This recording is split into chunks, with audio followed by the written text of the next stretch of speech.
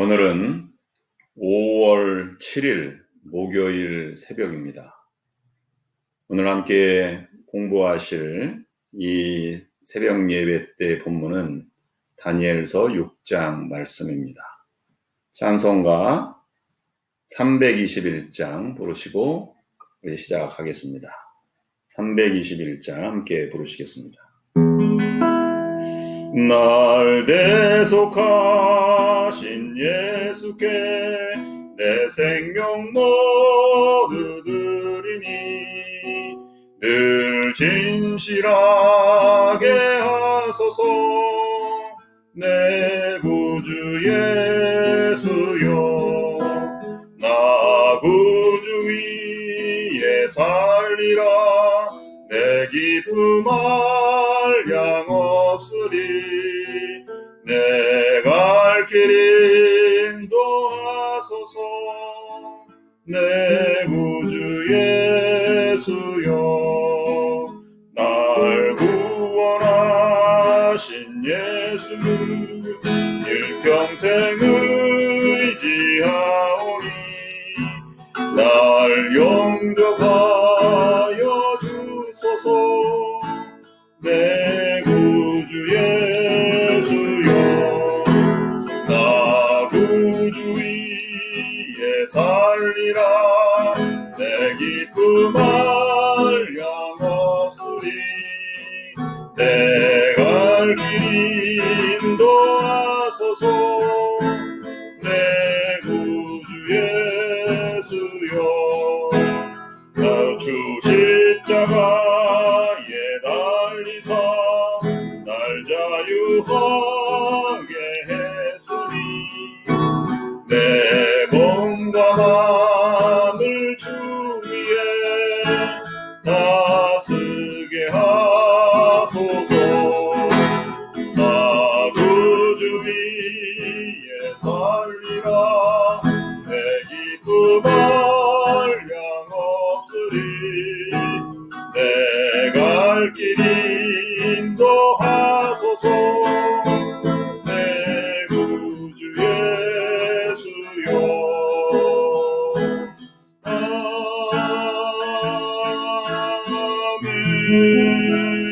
아멘. 기도하시겠습니다. 하나님 아버지, 은혜와 사랑을 감사합니다. 이 아침에도 저희들을 깨어나게 하시고 하나님 앞에 다시금 무릎을 꿇게 하시고 말씀과 은혜를 사모하는 마음으로 나온 저희들에게 평강과 기쁨과 새로운 소망과 또 늘 신선한 공기와 또 믿음의 용기를 허락해 주신 것을 감사를 드립니다. 오늘 아침에도 저에게 주시는 말씀을 받게 하여 주시고 또 새로운 이 하루를 살아갈 수 있는 믿음의 용기와 또 말씀과 은혜를 허락하여 주시옵소서.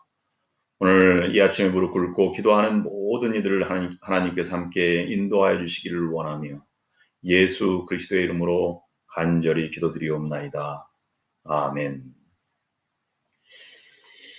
오늘 하나님의 말씀은 다니엘 6장 13절부터 24절까지 있는 말씀 보시겠습니다. 다니엘 6장 13절부터 24절까지 있는 말씀을 제가 받들어 봉독해 올립니다.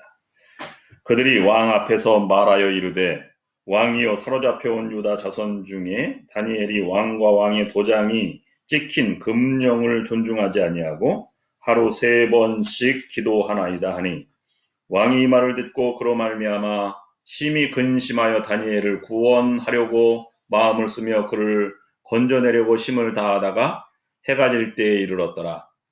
그 무리들이 또 모여 왕에게로 나와서 왕께 말하되, 왕이여, 메대와 바사의 규례를 아시거니와 왕께서 세우신 금령과 법도는 고치지 못할 것이니이다 하니, 이에 왕이 명령하매 다니엘을 끌어다가 사자굴에 던져 넣는지라. 왕이 다니엘에게 이르되, 내가 항상 섬기는 너의 하나님이 너를 구원하시리라 하니라. 이에 돌을 굴려다가 굴 어기를 막음에 왕이 그의 도장과 귀족들의 도장으로 봉인하였으니 이는 다니엘에 대한 조치를 고치지 못하게 하려 함이었더라. 왕이 궁에 돌아가서는 밤이 새도록 금식하고 그 앞에 오락을 그치고 잠자기를 마다하니라. 이튿날에 왕이 새벽에 일어나 급히 사자굴로 가서 다니엘이 든 굴에 가까이 이르러서 슬피 소리질러 다니엘에게 묻되 살아계신 하나님의 종 다니엘아, 내가 항상 섬기는데 하나님이 사자들에게 능히 너를 구원하셨느냐 하니라. 다니엘이 왕에게 아뢰되 왕이여 원하건대 왕은 만수무강하옵소서. 나의 하나님이 이미 그의 천사를 보내어 사자들의 입을 봉하셨으므로 사자들이 그를 상해하지 못하였사오니 이는 나의 무죄함이 그 앞에 명백함이오며 또 왕이여 나는 왕에게도 해를 끼치지 아니하였나이다 하니라. 왕이 심히 기뻐서 명하여 다니엘을 굴에서 올라오라 하며 그들이 다니엘을 굴에서 올린즉 그의 몸이 조금도 상하지 아니하였으니 이는 그가 자기의 하나님을 믿음이었더라. 왕이 말하여 다니엘을 참소한 사람들을 끌어오게 하고 그들의 처자들과 함께 사자굴에 던져 넣게 하였더니 그들이 굴 바닥에 닿기도 전에 사자들이 곧 그들을 움켜서 그 뼈까지도 부서뜨렸더라. 아멘. 오늘 이 아침에 다니엘 6장을 함께 묵상하면서 주제는 사자굴에 들어간 다니엘입니다. 다니엘서는 12장까지 나와 있는데 전반부는 1장부터 6장까지, 그 다음에 후반부는 7장부터 12장까지 나눠져 있습니다. 전편의 마지막 장이 되면서 내용도 이제 달라지게 됩니다. 환상을 보고 이렇게 나아가는 것이 후반전이라면 전반전에는 어떤 극한 상황 속에서 살아나는 그런 하나님의 도우심으로 생명을 건졌다는 그러한 이야기입니다. 오늘 본문이 전해주고 있는 단어는 두 가지입니다. 하나는 하나님을 향한 깊은 믿음과 신뢰. 사자굴에서 살아 나오게 된 것은 바로 그가 자기의 하나님을 믿음이었더라. 이렇게 23절 말씀에 기록된 이 말씀과 또 하나는 하나님의 놀라운 구원의 손길. 그가 아무 상함도 조금도 상하지 아니하고 하나님의 은혜를 입게 되었다는 것입니다. 오늘 그런 과정을 설명해 주고 있는 것이 6장의 본문 말씀인데요. 다니엘이 취한 행동이 바로 그와 같은 것입니다. 그는 하루에 3번씩 하나님께 감사의 기도를 드렸다고 하는 것입니다. 오늘 우리에게 주시는 교훈의 말씀을 보면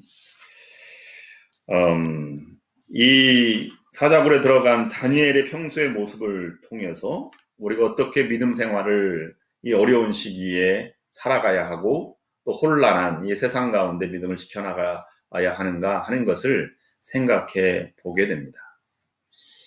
항상 상황은 두 가지가 동시에 존재합니다. 그래서 갈등이 항상 존재하게 되죠. 다나라고 하는 여인이 캘리포니아에서 기프트샵, 선물 가게를 운영하고 있었습니다.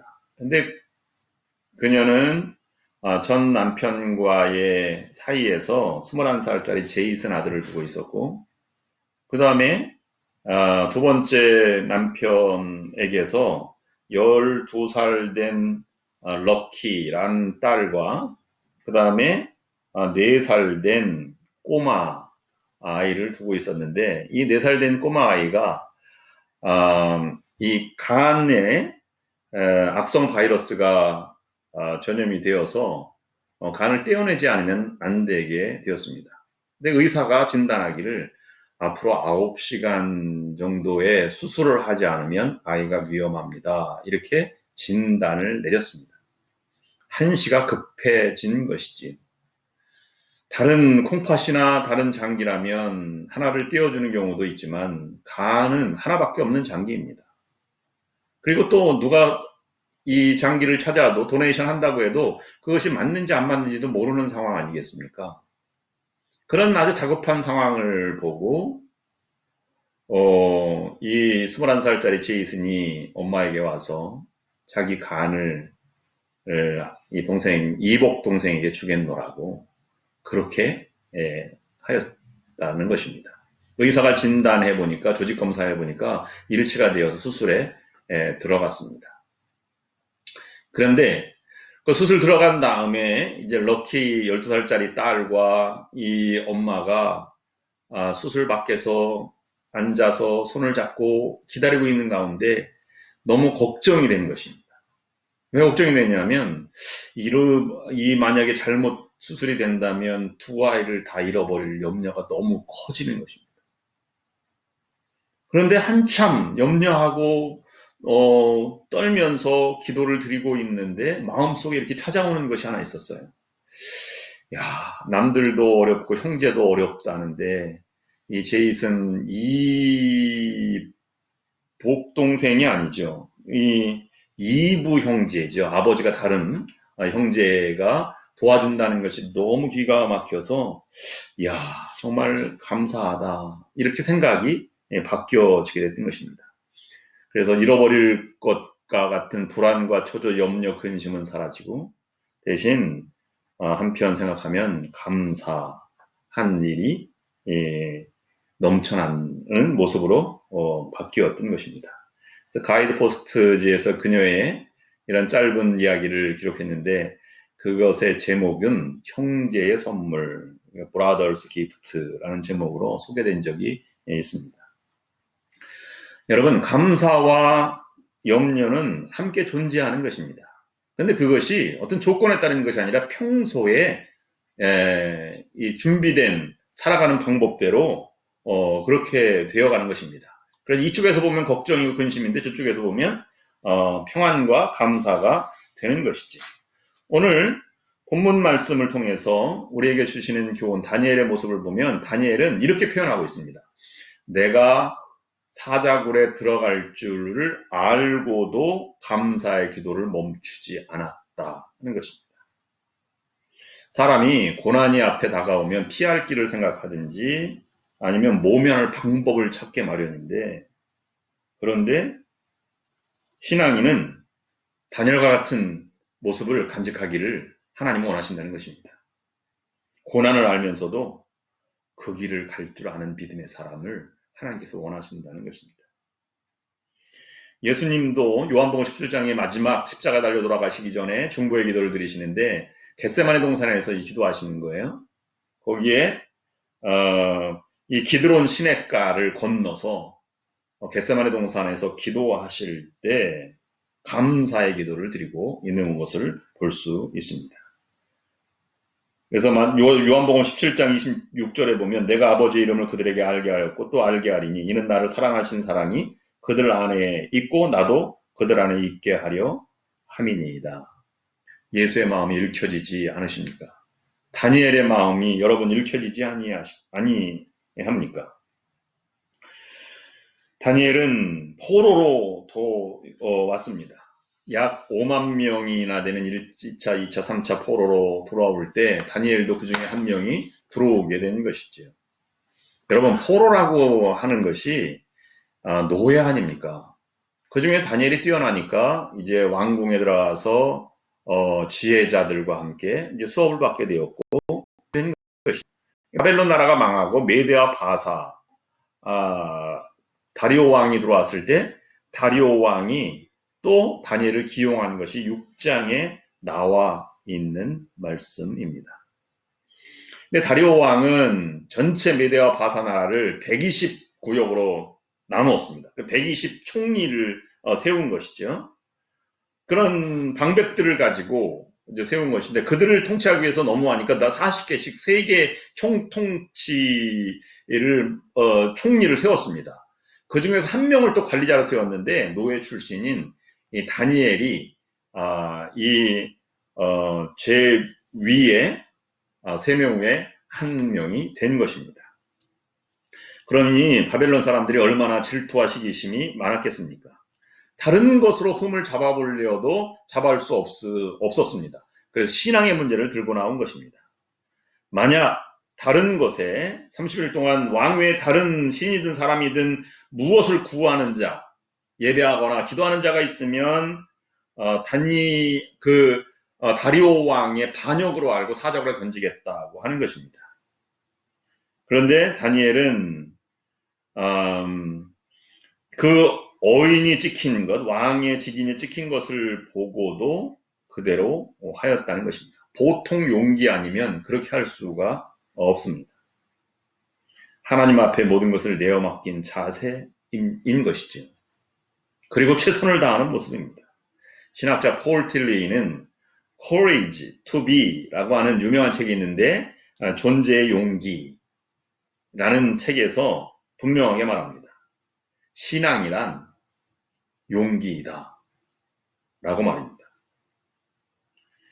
이것은 다른 말로 이성적 인간의 생각을 다 십자가에 못 박아버리고 분연하게 하나님을 향해서 일어나는 거룩한 용기, 그것을 신앙이라고 말했습니다. 그 모습이 다니엘의 모습을 오늘 우리가 보고 있는 것입니다. 두 번째로, 그러면 그는 알고도 감사했는데 그럼 한 번만 그렇게 한 것이 아니라 행하던 대로 감사한 모습이었다는 것입니다. 이것은 감사라고 하는 것은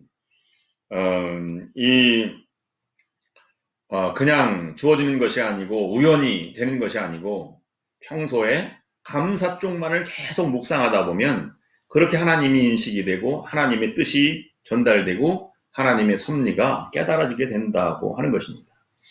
하루의 세 끼 식사가 삶을 풍요롭게 만들듯이 세 번의 기도가 풍요롭게 만드는 그러한 다니엘을 만들어 가게 된 것입니다. 그런 영적인 반복된 훈련이 곧 습관이 되고 습관이 그의 성품이 되어서 절대 절명의 순간에도 배반하거나 하나님을 의심하거나 저버리지 않게 되는 것입니다. 오늘 우리들은 이 모습을 간직해야 할 것입니다. 끊임없이 우리가 하나님을 묵상하면서 그것이 내 몸에 배이고 또 하나님을 감사하는 측면들을 바라보는 훈련을 여러분들 해가셔서 그것이 여러분들이 영원히 변치 않는 그러한 성품이 될 수 있기를 간절히 원합니다. 세 번째로 다니엘은 그런 많은 방백들이 보는 앞에서 기도했다고 하는 것인데요. 공개적으로 감사의 기도를 드렸다는 것입니다.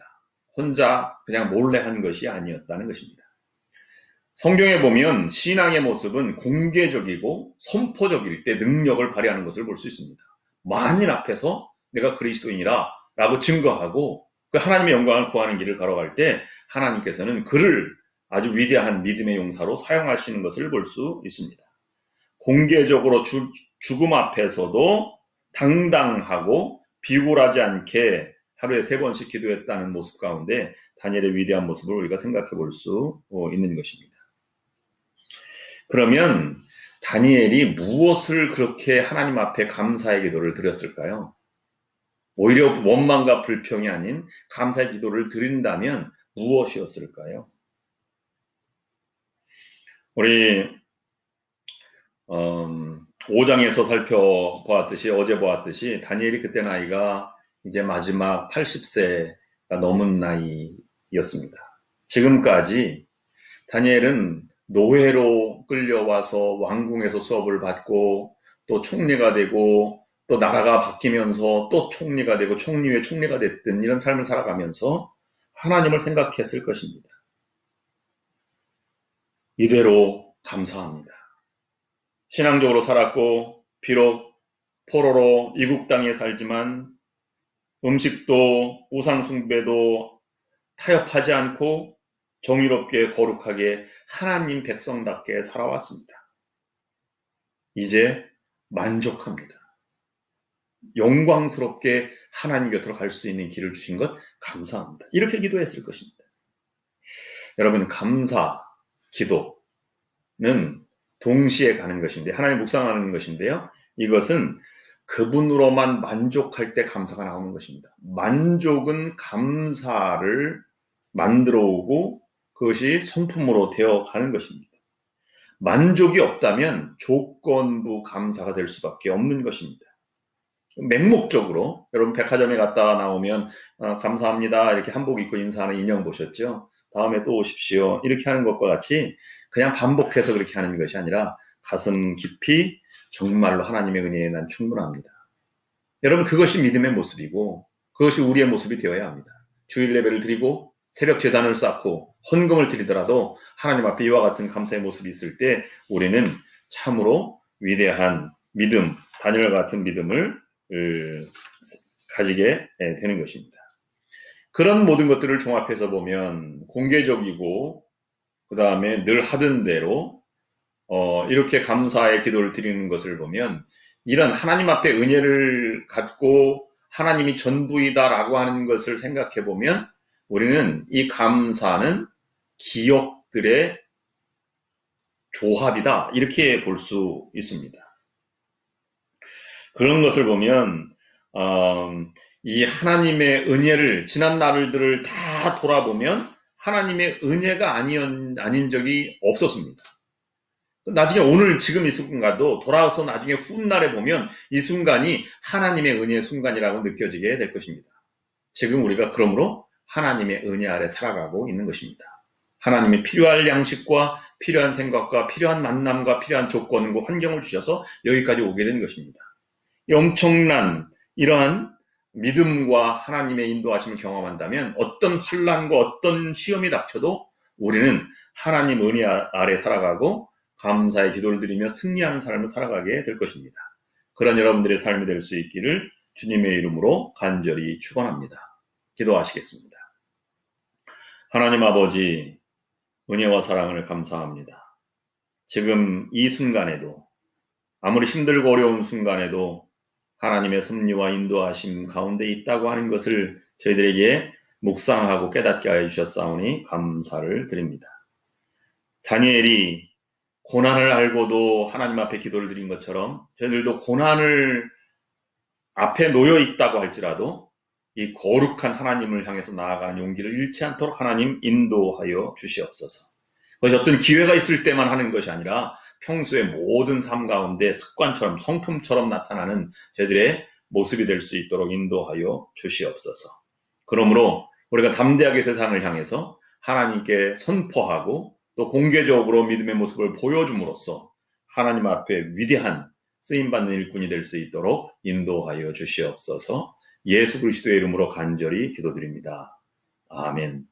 이제는 우리 주 예수 그리스도의 은혜와 하나님 아버지의 극진하신 사랑하심과 성령의 역사 인도 교통하심이 오늘 이 아침에 하나님 앞에 나와 무릎 꿇고 예배드리는 모든 성도들 위해 지금부터 영원토록 함께하옵시기를 간절히 축원하옵나이다. 아멘.